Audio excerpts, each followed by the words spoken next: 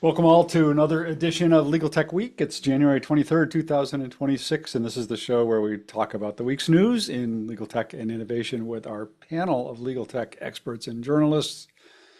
I'm Bob Ambrogi. I have a legal tech blog called Law Sites and a podcast called LawNext. And on our panel today, Joe, you want to kick off the introductions? Sure. Joe Patrice from Above the Law and Thinking Like a Lawyer. I'm concerned. I took some notes earlier today and I had them grammar checked by an AI, and I'm worried that I'm going to lose my IP rights now because I did that. Oh, no. Which you'll explain later. Which we might talk about later. Yeah. Yeah. All right. Stephanie? Hello, everyone. I gotta make sure I'm not muted. Hi, I'm Stephanie Wilkins, Director of Content at Legal Tech Hub, and I actually have glasses today. So unlike last week, I can actually read what's going on in the comments and see people. All right. And Victor? Hi, everyone. Victor Lee, Assistant Managing Editor for the ABA Journal. -9 right here, right now, which is actually not as bad as I thought it would be. They were saying minus double digits. So, when -9 is excuse like for me to be able to go outside, that kind of tells you what you need to know. Yeah, we'll be there tomorrow. We're not quite there yet, but it's coming. What about Steve? How's the weather where you are? Hey, cold as shit. That's how it is. It's -6 here, so I guess we're a balmy -6, Victor. I'm Steve Embry. I publish the blog Tech Law Crossroads, and I write for Above the Law and the ABA Law Technology Today. Are you in Louisville or are you up in Ohio? I'm in Northern Ohio. Yep, Northern on the Ohio. Okay. banks of Lake Erie. Yeah, well, we're getting it. We're getting it. I was supposed to be heading off to Legal Services Conference on a early Monday morning flight, and I just rescheduled it to Tuesday because I don't think I'm going to be going anywhere on Monday.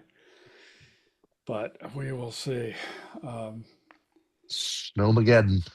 Snowmageddon. Oh, you know what'll happen is then like nothing will happen. I will have canceled my flight, and then we'll get like a sprinkling.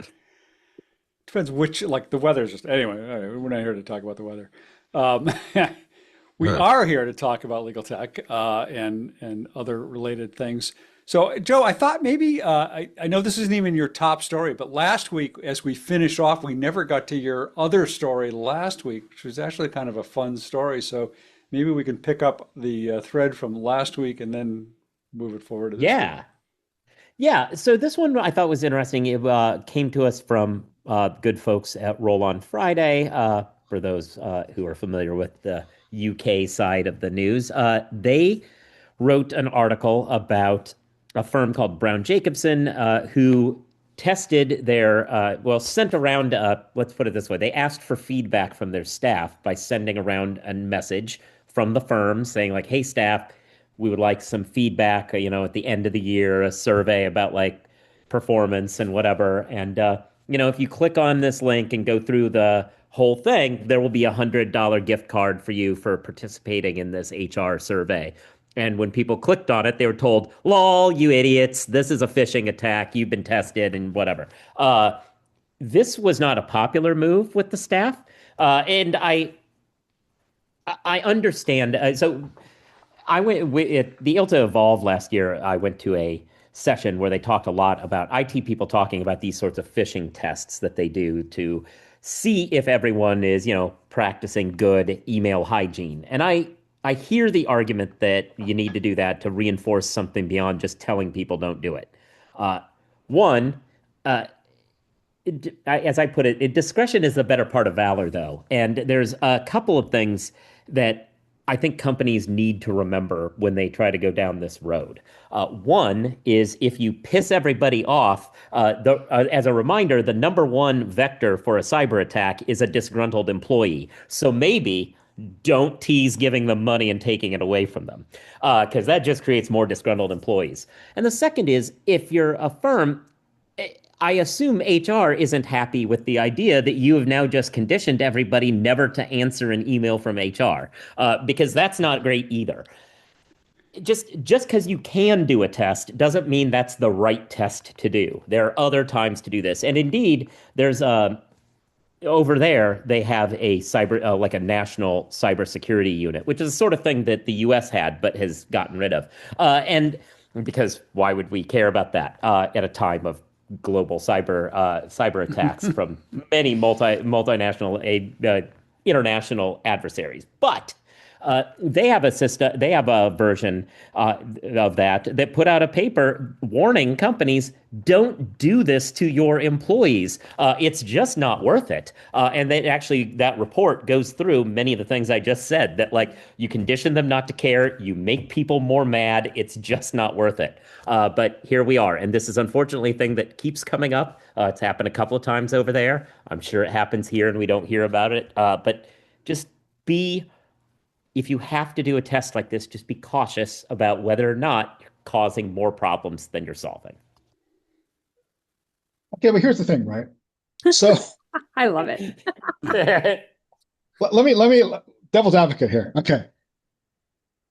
You want compelling tests, right? Things that will like actually, like mimic like an authentic phishing email. And hey, clearly this was a pretty effective one because people clicked on it. Yeah. So hey, what if it happened a hacker that said, hey, I'll give everyone was £100 £100 gift cards or vouchers or whatever like that, and people that clicked on it, then they'd be up shit creek right now. Yeah. Yeah, I just think there's probably better ones to test it on. And I will also say, since you raised that, which I think is a good point, about the weirdness of this particular test, the firm admitted that, well, I guess part of the reason you fell for it is that we did basically this same thing legitimately over the summer. And it's like, wait, you did the same thing and it was legit. So like which hacker was going to know that? Probably none of them. Basically, you set it up in a way to make it believable in a way that the only people hacking you could be you. Like, it just, yeah, you just got to think it is compelling. But I think especially if it's a conditioning test, it doesn't need to be this particular bit of bait to teach them the lesson. That's fair. That's why I'm glad you brought that up because I had forgotten that detail of it being similar to a legit initiative. Hey, Julie. Hi. I'm fashionably late as usual. This is early for you. Yeah, that's true. That's true. Well, we're glad to have you. Yes. I'll do a quick intro. I'm Julie. Yeah. I write about legal tech. I live in Canada. It's cold here. I hope everyone's staying warm. Our new any of our intros. Yeah, I was about to say Chicago might be giving you a run for your money. Yeah, the Canada, our new geopolitical adversary, I gather. So we're missing out on the peace global circle. Oh, thing. The board of peace. Yeah. I'm really torn up about that one.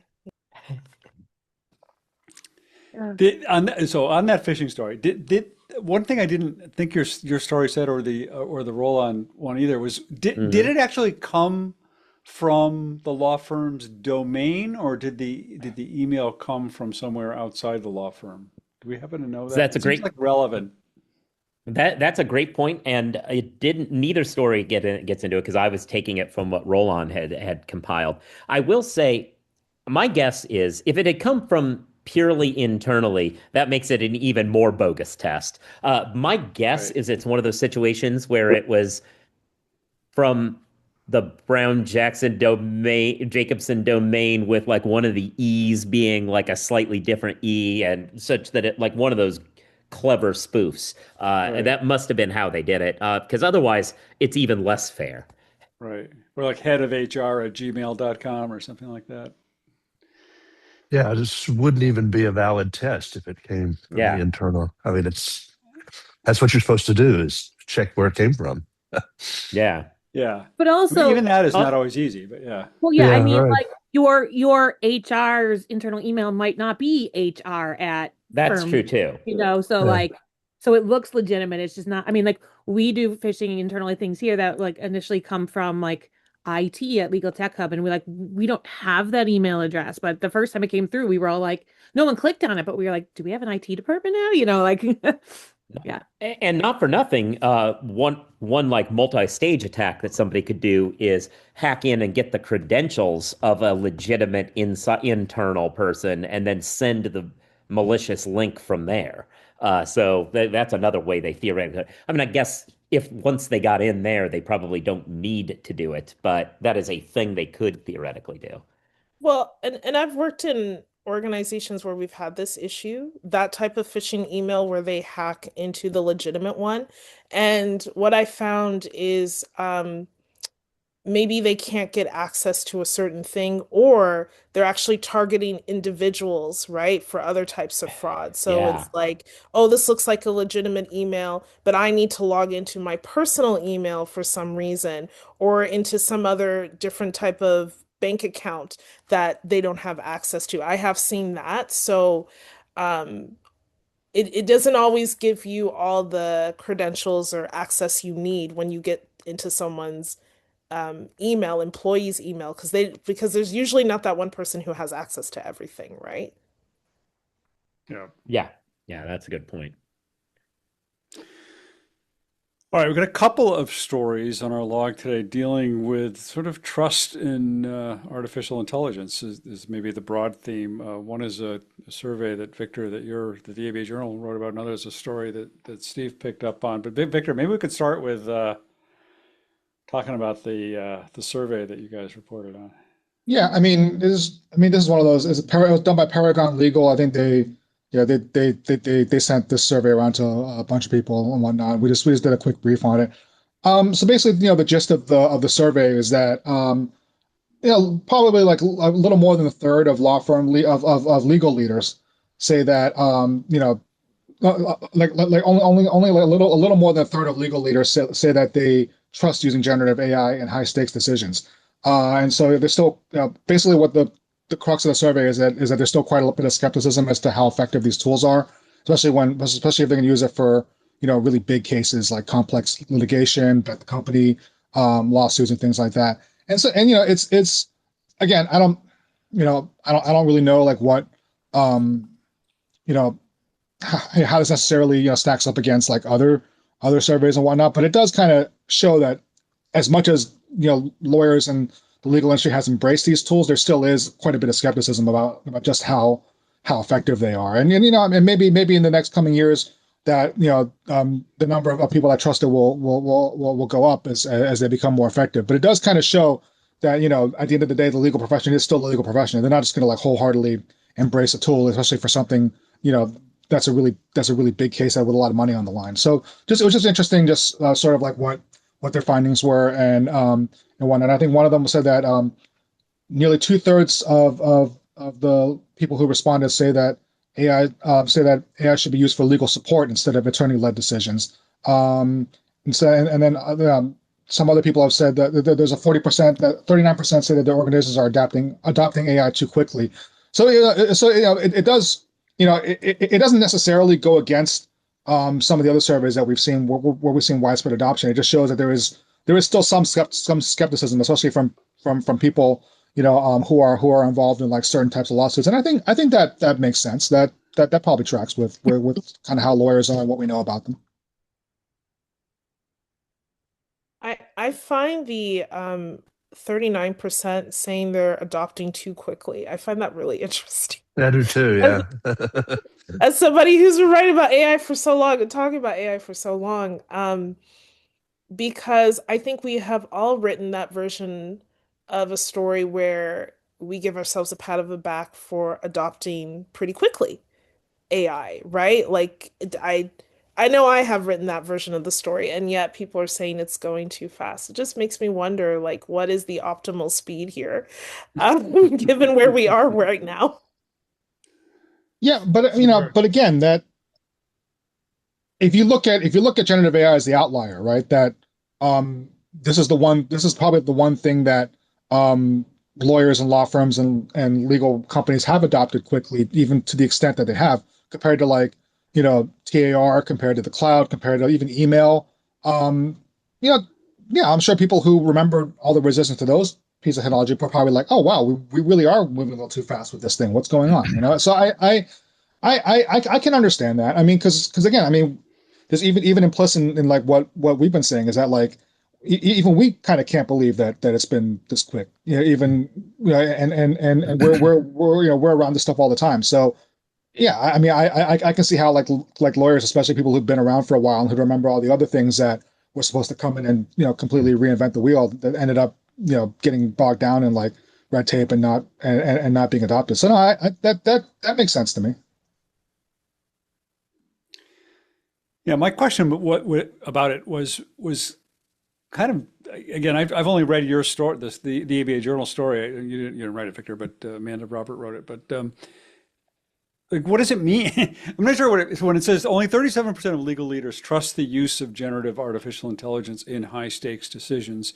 What do they mean by the use of generative artificial intelligence? I mean, are they saying they're not going to rely on its sort of a final decision making, if it offers up a final decision or a final recommendation on something, they're not going to rely on that, or they're not going to allow it to be used in any part of the decision making or analyzing data or analyzing evidence or something. I mean, it's kind of a confusing or vague finding, I think, in terms of what exactly they mean by it, because I suspect that there are probably legal leaders who might be willing to use it as some part of their decision making process, whether to summarize a long document or just pull together some data or something like that, whereas they might not want to say, okay, I'm going to just take the final output here and just use it, which they shouldn't be doing in any case. So I don't know. I guess I'm not quite clear really what the finding is here exactly. Yeah, I mean with a lot they of have the sorry. with a lot of surveys, right? Though, because I mean, you have to be when you crafting surveys and these things are a lot harder than they seem because the questions end up being so vague that the results are like that question probably could have been 4 different sub questions in terms of what do you trust it for, not just do you trust it, Yeah, well, and also, Yeah, I mean, they couched it very much as like making the decision. I'm like, well, what lawyer is going to be like, hey, ChatGPT, should I take the settlement? Yeah. Or like, hey, ChatGPT, Yeah. should I dismiss this case? Or what, so again, it's kind of like, all right, well, if a lawyer's doing that, then they got other problems. Yeah, they got a Well, lot and of problems. it's to your point, Stephanie, it's always hard, as you know, to craft a survey because you can't make it too long and Right. people won't do it, So That's the you're thing, sort of right? balancing this ambiguity with detail that it's so tough. Doing surveys is tough. And plus there's always the tendency to be subconsciously biased in the way you phrase the question to reach whatever point you want to make. So Yeah. Right. I wonder about them too. All right. Well, another aspect of trust in AI has to do with frequent miscitation, hallucinated citations, invented citations. And Steve, you've got a Yeah. article this week that comes up with a partial maybe solution for that. Yeah, I thought it was interesting. The more I've thought about it, the more kind of interesting the idea is. Article was actually in the National Law Review, and the author was proposing that for any electronic filing in any court, or I guess any place, there should be a hyperlink to every citation that's in that brief. And when I first read that, I thought, well, doesn't everybody do that already? I mean, I would never think about filing an electronic filing without hyperlinks, because if it's a court, like, the clerk is going to have to read the case, and they're not. But maybe people don't. So maybe it is a good rule. The whole notion is, if you have to do the hyperlink, go to the trouble looking for the hyperlink, you'll discover the case doesn't exist. I would tend to think that if you're required to put a hyperlink in there, you might be a little more careful to begin with to make sure the case exists.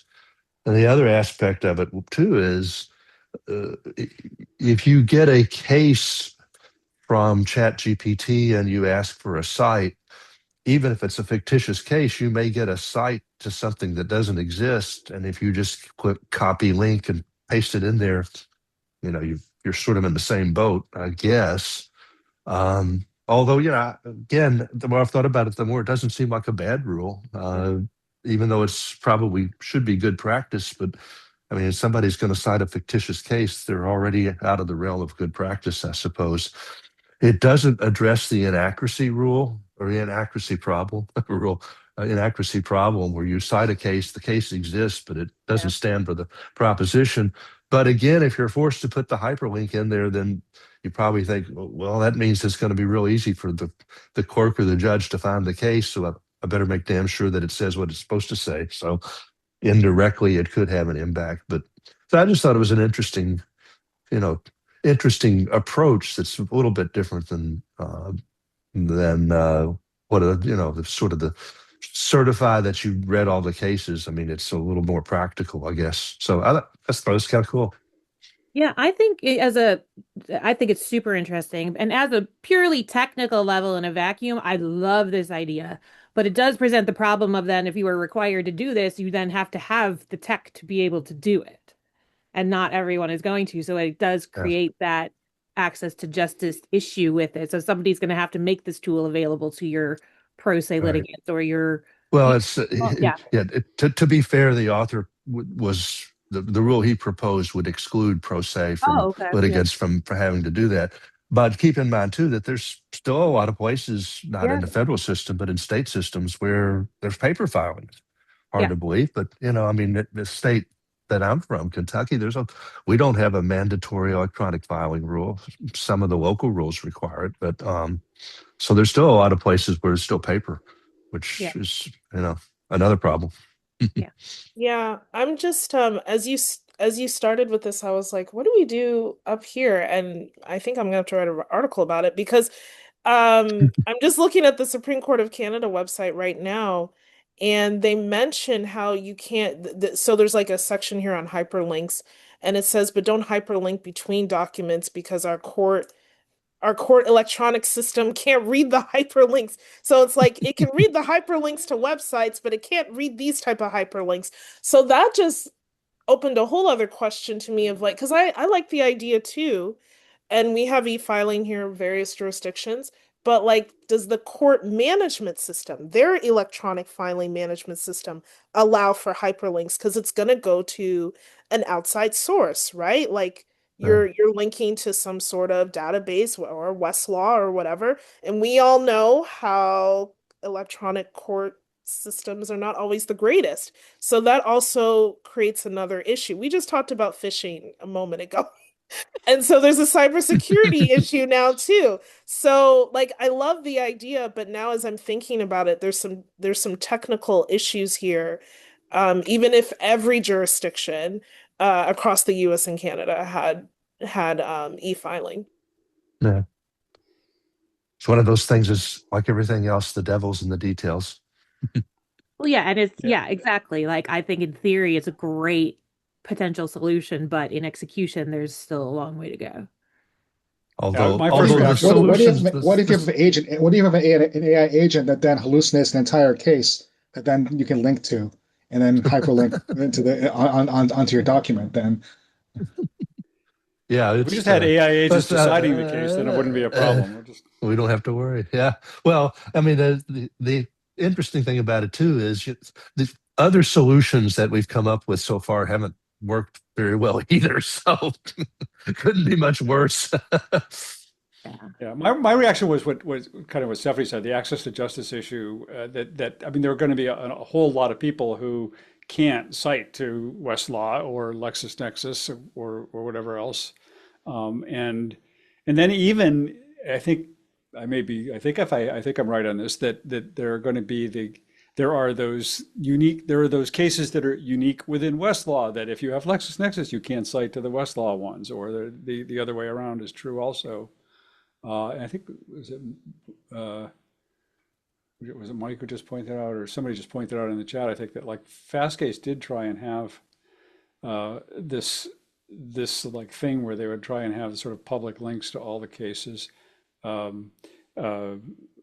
Case Text had that for a while, but that's gone now too. Case Text had all the cases up there. I don't know with the court program out of Harvard where they put all the cases online and blinking on the name of it. Oh yeah. Whether they've put all the or Free Law Project actually maybe putting a lot of this stuff up now too. But you'd have to have some kind of an open, basically open source, effectively case law repository that would for those people that didn't have the paid services. Yeah. Yeah, but other than that, I think it's. I mean, it is a not like you say, it forces people to A, verify that the case actually exists, and B, maybe incentivizes them to actually read the darn case before they send it off to the court. So. Yeah, but what Victor said scares me the most. Because we are getting more sophisticated where entire cases can be hallucinated. That's a bigger issue. But anyway, yeah. Well, and that then leads you to an exacerbation of that access to justice issue, because I think there's probably ways around that in the status quo, but what will eventually happen is because the AI can create it, they will only accept hyperlinks to paid services, and the enshittification gets worse. Hard to go a show without using enshittification at some point. Especially if Steve's here, is his favorite word. Right, the favorite word. Yeah, I just wrote a thing about the enshittification of Chat GPT, about demanding or allowing advertisements. We just can't have nice things. I know. Nope. Julie, did you have a story or? No, I can go find one. No, it's okay.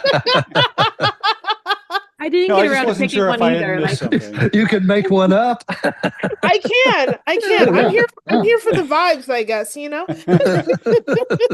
You can vibe code a story. Exactly. Well, I mean, I can talk about Jordan Furlong's latest, because I think everyone knows he has a Substack, and I can link it to the chat. But he did have a really interesting idea about mandatory public service and how that could solve the issue of the mandatory CLE, but also pro bono at the same time. And so he did post it publicly, so I'll put a link in the chat. But essentially what he was arguing is that right now we're in a very interesting situation in regards to rule of law and public trust in the legal profession. So, and at the same time, we know that there's this issue of not having enough lawyers who are in that kind of work of pro bono or public service. So why don't we bring that all together with mandatory CLE and public service? So if you're already doing that work, you don't have to abide by those mandatory CLE because you're already doing it. And if you're not, let's put together a list of things based on your practice and your competencies where you can do that. And that kind of is like checking two boxes at the same time. So I thought that was an interesting idea because we know there's been a lot of people working on a tech approach to this, like is it Paladin? I'm gonna say their name wrong, but it starts with Paladin, a P. Yeah. You guys know what I'm talking about. Yeah. And so I thought that was kind of an interesting way to kind of marry all those ideas. So I'll put that in the chat, but there's a story off the top of my head. Not to be confused with Palantir, which is the opposite of helping out people. Yeah. Yeah. That's what I thought you were saying first. Yeah. Paladin and Palantir could not be more different ethos, I would say. Different vibe for sure. Yeah. Yeah. Well, we used to have the ability for law school graduates to pay off their student loans by working a certain number of years in a public service kind of role. And in fact, my son-in-law is a public defender. And that's exactly what he did. But I think that program, we got rid of that shit. No, it was so tough because the ABA got involved in litigation over this because it was like the public service loan forgiveness program. It was just like the requirements were so specific, and it was like only certain types of jobs applied, and it's like, and you had to, there were very strict salary requirements as well. Like it was very, very hard to get that. And I think there was a big lawsuit about it. But yeah, that program was great if you qualified, but like very few people qualified, it turned out. Yeah, he was lucky that he did. I'm not sure exactly specifically why he did, but pretty good deal for him. Yeah. Yeah, we had the same issue here, Victor, with programs like that. It was just that it was too prohibitive, the rules. And then it was kind of like, oh, it didn't work, and then people just abandoned it instead of like actually looking at the nuts and bolts of the program itself. Yep. All right. Well, the story I wanted to talk about this week was actually a podcast, not a story, but I had an interview, sat down for an interview this week with the Harvey founders, and I thought it was kind of interesting on a couple of levels. Excuse me, I don't know what's going on in my throat today. But we've talked a lot about them, and we've talked about the fact that they, I think for a long time they were not all that public about themselves or about their company, and they were reluctant to kind of show the product to people, and there seemed to be this sort of almost stealth mode around them, even as they grew to an $8 billion valuation. So I thought it was interesting to have a conversation. I mean, obviously they're doing a major about face on the whole publicity side of things. I mean, they've been doing the podcast circuit, and you just go search YouTube for either of their names, and you'll see any number of podcasts they've been on. I haven't seen too many where they sit down together. So I thought it was great to get them and talk to them. And it was actually interesting. One of the things that was interesting to me that I had actually forgotten, I mentioned this in the podcast, but I went way back through my own notes of like the first time I ever talked to them.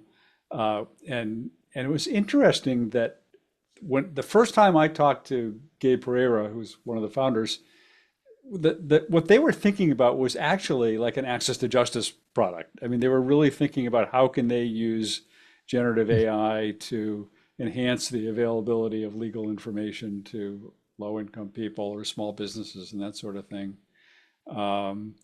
And clearly they pivoted to the sort of the opposite end of the spectrum.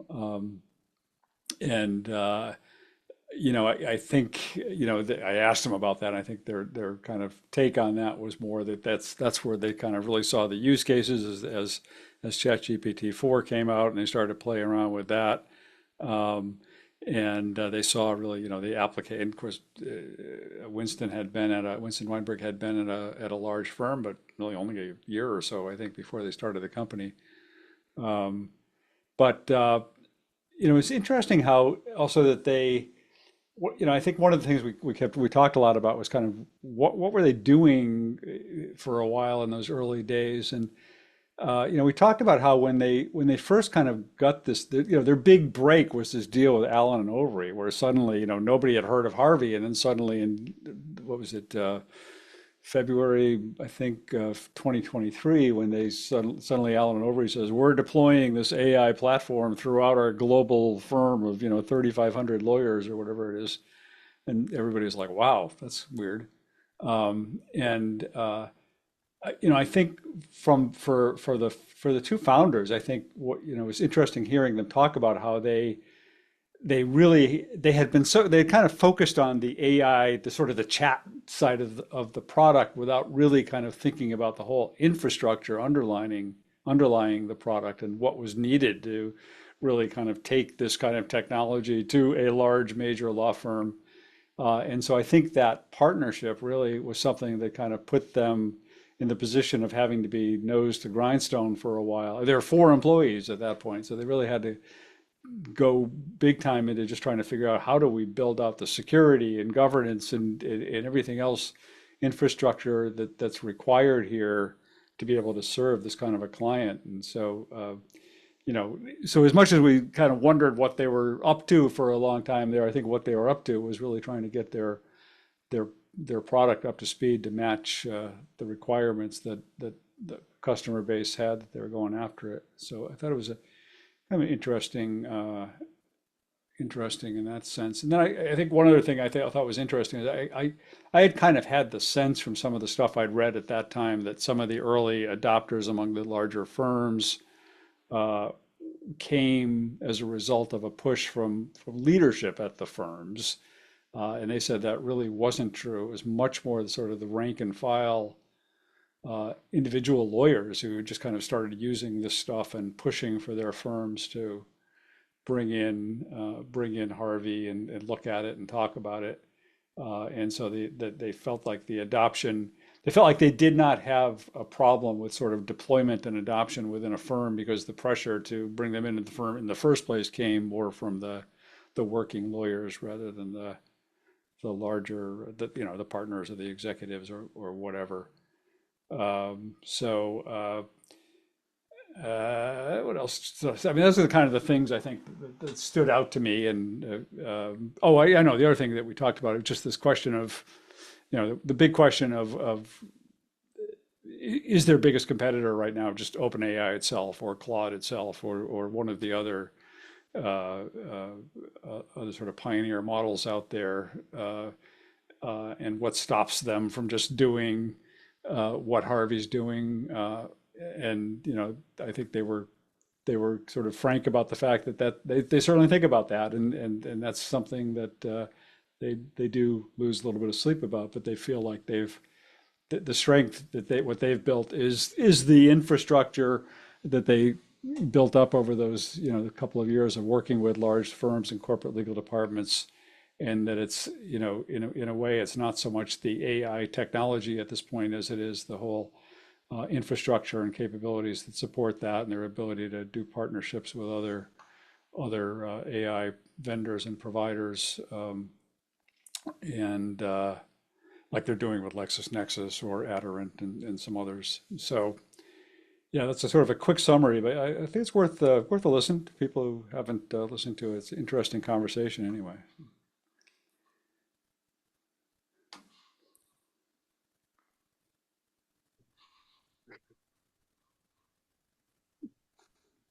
No comment? I haven't had a chance to listen to it, so I mean, Yeah. yeah. Yeah. But I do. Someone said Right. this in the comments too, that, I think it's not uncommon for people to, start with this desire for access to justice. And I mean, I went to law school thinking I was going to be like a public defender or a prosecutor, whatever, and then had 6 figures of debt, and that slowly trickled away. So I mean, yeah. Was And there anything so you about them became a that's panelist on Legal Tech Week. Yeah. I have come full circle, yes. was there anything in the discussion that surprised you or caught you off guard? No, I would say there wasn't. No. Um, I probably my low point in the conversation, or the one they seemed the most surprised that I asked them was like, I said, "What's it like to be a billionaire?" Because they had just, I never see the New York Times article. They were featured in like the front page of the New Oh, York Times in like the last week of December or something on like the new billionaires of AI or something like that. And I hadn't really even thought about them as billionaires, but I guess technically they are, or as Winston said, on paper we are. But they're still roommate. They still share the same apartment, and they have a third roommate too. And he said they still have the same furniture, and they said they have helped their parents out a little bit, but that's about it. So good for and I them. I think, like to help the parents angle. yeah. But I do think there is, that point is valid, that the money's on paper, especially, I mean, like this company's 3 years old or Right. maybe going on 4 Yeah. now, and Yeah. they have this valuation, but that doesn't translate to, a Scrooge McDuck pool of money. Money bin. Thank you. Yeah. I knew Joe would knew what it Yeah. was called. So, yeah. Hey, raise your hand if you've watched the original DuckTales this week, because I actually did watch 2 episodes. Not this week, no. I found Although I never understood how you could dive into a pile of gold coins and like not have it hurt like hell. I mean, it's like, come on, there's no way that wouldn't leave a mark. They're aquatic animals. Anyway, but no, I found it on streaming, the original like late 80s show, and I was like, no way. And so I watched 2 episodes. It's I mean it is interesting just like how different everything was. Like the pace of TV shows was just wildly different in the 80s. Like it's changed so slowly you don't notice it, but yeah, it's jarring when you go back. All I'll right. have to go back Yeah. and watch it. Yeah. All right. Well, we that brings us full circle back to Joe's opening joke, which nobody got at the time. But now we can get a chance for Joe to explain his opening joke about opening IP. Yeah. So I've talked a lot about on this show about I have put aside the good work that people in legal are doing. I have real cynicism about the long-term success of the models everything is built upon. And the most recent story on that front, I guess, is OpenAI's turn toward flop sweat desperation is what I would call it. We now have ads are going to be included in your response. So like as part of not your response, but ads are going to be part of OpenAI now. But that's that's in the unpaid version, right? Yeah. Right now. And now, I'm assuming people with an API to have it fuel their whatever is not accidentally going to get a Marlboro ad in the middle of it. No, I mean, as opposed to my $20 a month subscription. I'm not talking. Oh, sure.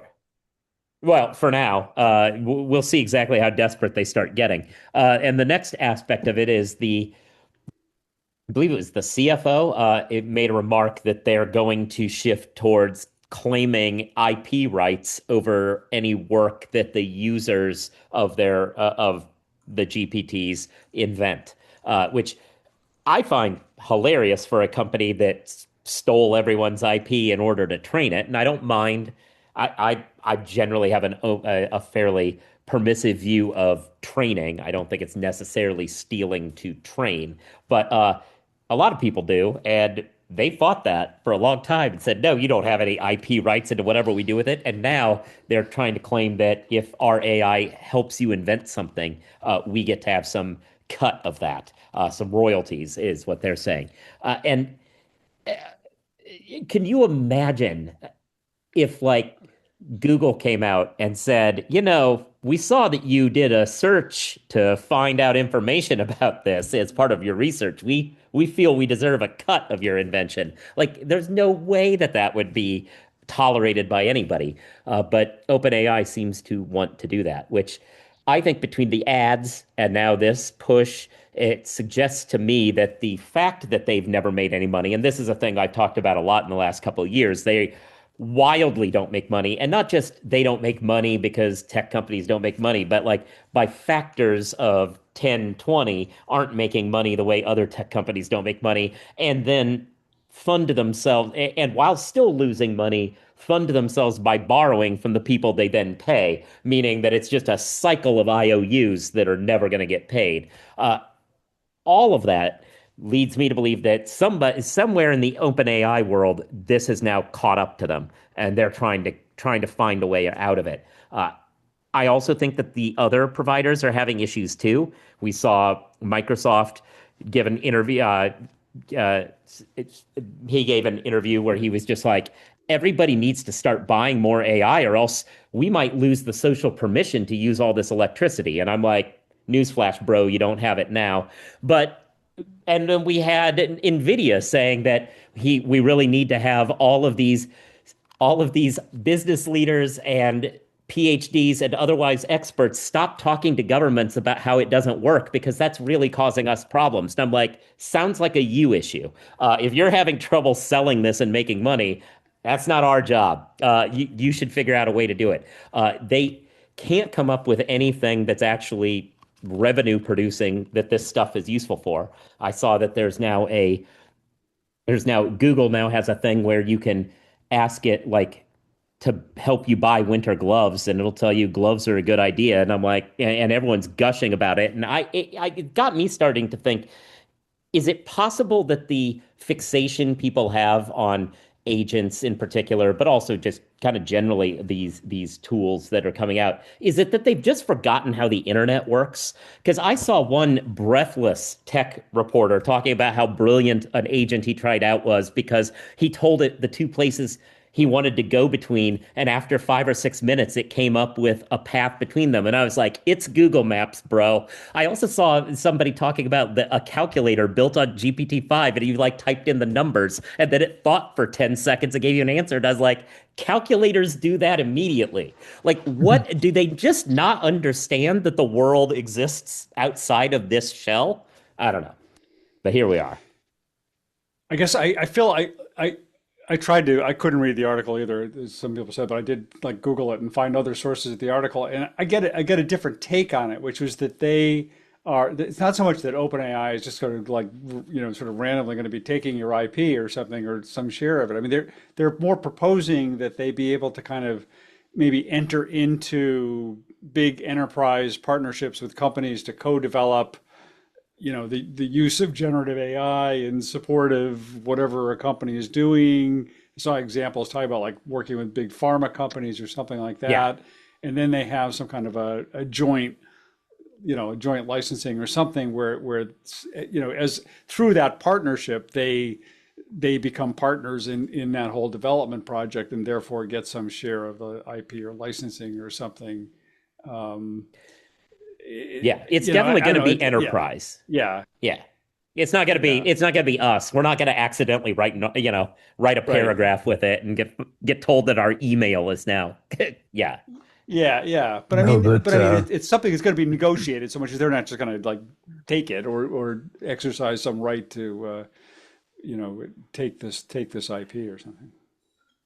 No, to your point, Joe, as you said, it's not going to be us, but maybe not us in the same way. I mean, I could say, okay, well, if you want to use our services to help you write an article, you have to buy our Super Pro model, which will cost you another $40 a month or whatever. I mean, I can see them doing something like that. I mean, it's to use an overused word that I'll often use, enshittification, but it is Cory Doctorow's classic model where they become so powerful that nobody can afford not to use them. Then they can do whatever they want. That's what we may be seeing.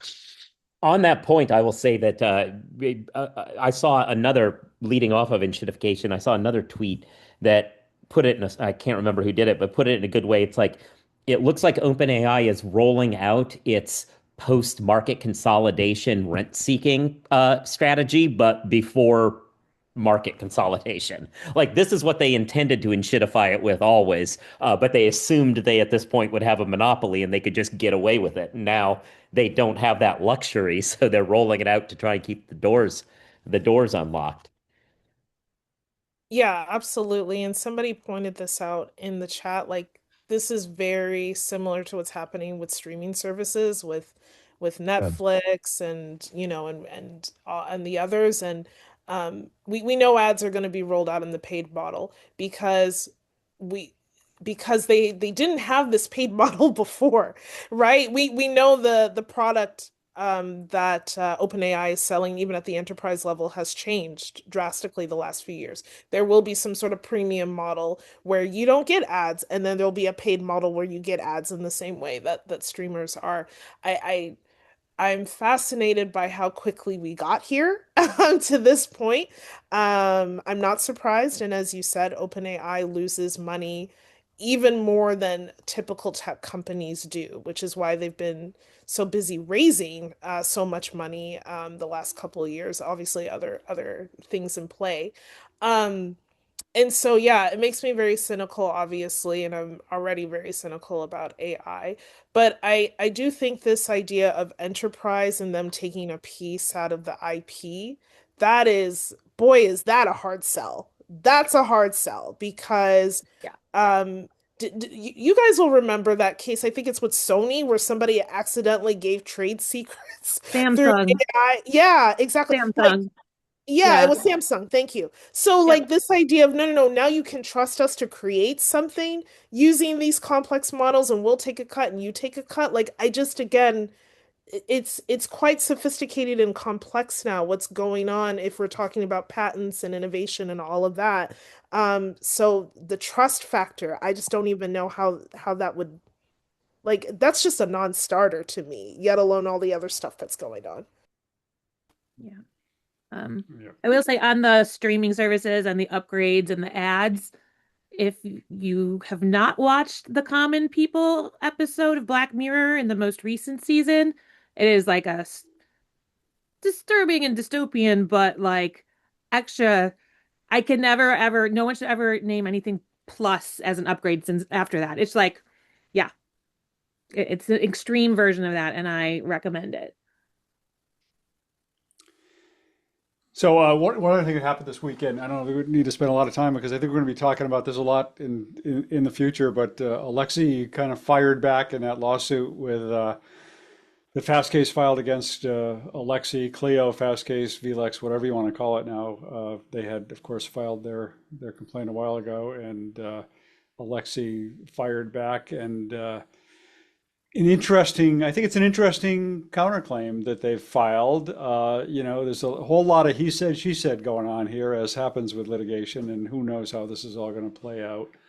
But I did think it was interesting that it raised this issue that I hadn't actually heard about after the initial filing of this backfile purchase right. I don't know if you read the counterclaim at all, but Alexi is saying that when they had this original agreement with Fastcase to license the cases, part of that agreement provided this if Alexi got sold, basically, if there's a change of control at Alexi, the acquirer of Lexi would get to exercise this backfile purchase option, meaning it would have the right to purchase Fastcase's entire legal research data file, essentially, is what, at least that's what Alexi says the clause meant.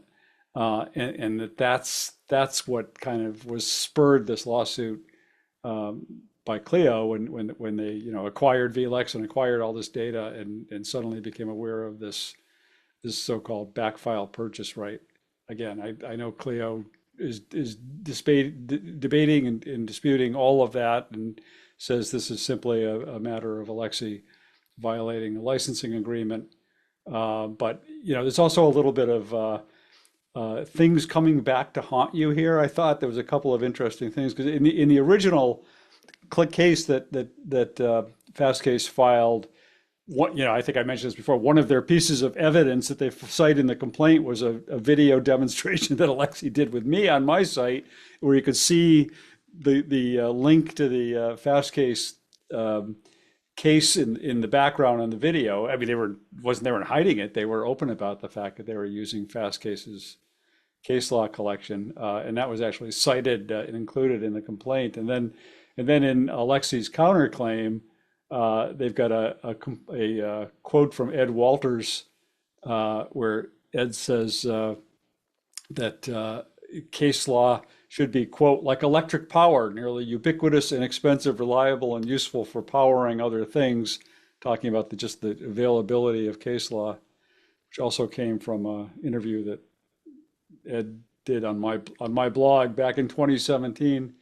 And I thought the other funny thing was during the period of time during which it's alleged in Clio's filing that Alexi was violating this licensing agreement, Fastcase made him a Fastcase 50 honoree. So kind of odd that might have happened in the middle of a licensing dispute, if there was a licensing dispute. So I don't know. This is a whole lot yet to be learned about this case, I think.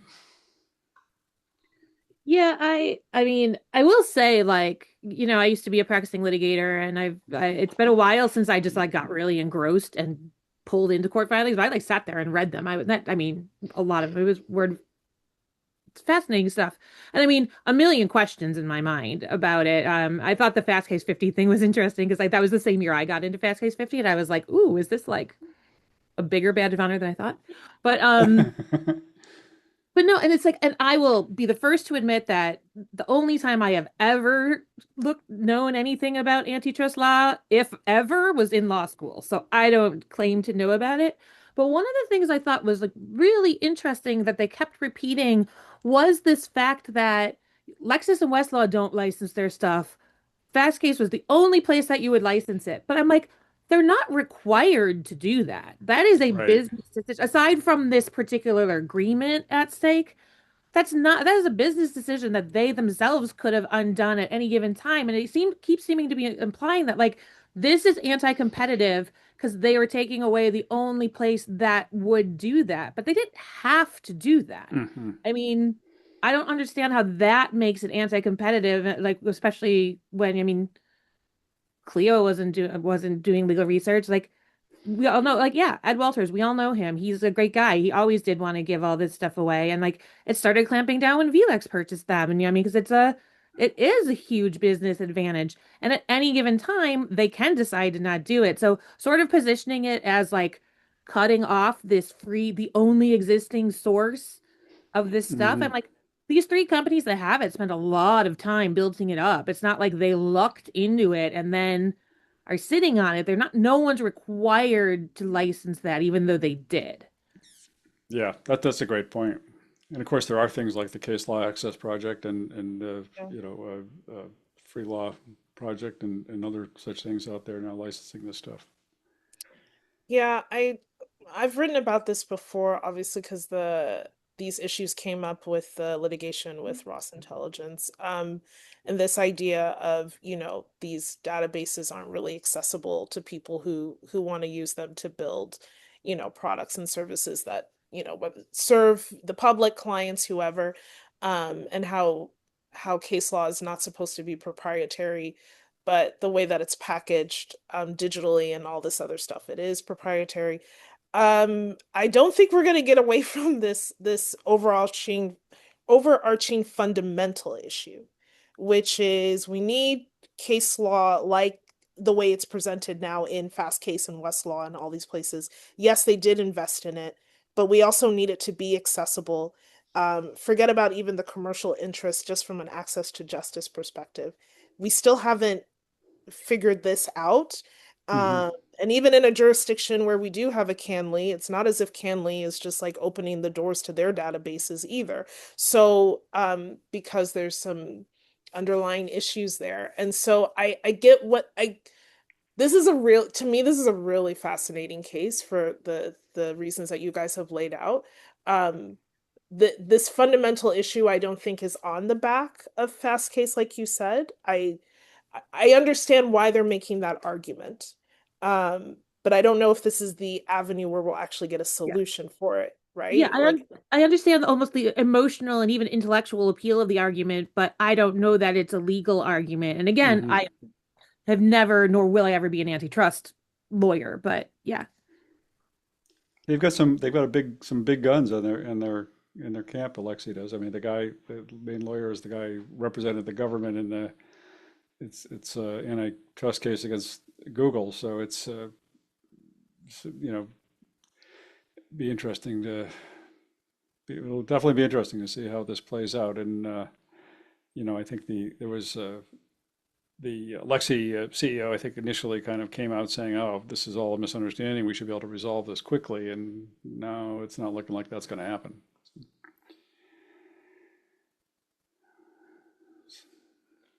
All right. Any other legal tech stories or weather predictions or anything else we want to talk about? I think it's cool that you're quoted like multiple times in this filings, by the way, Bob. I forgot to say that, but you're in the record, man. So I thought that was pretty cool. Under the idea that no good deed goes unrewarded, Bob will soon get a subpoena to I was going to testify. say, let us I know know, when that's what I was the thinking too. Yeah. I'm more worried that nobody's ever going to give me an on-the-record interview again. Like it's going to show up, and what pleading is it going to show up in next? That is All funny. right.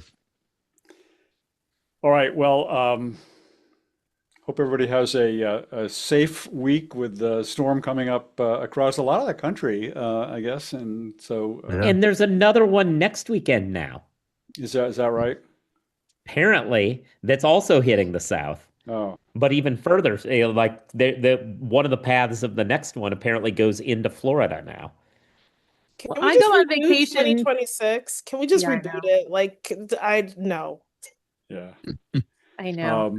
I go on vacation midweek, so as long as I can get out, I don't mind getting trapped on vacation. I wanted to straddle my leaving times.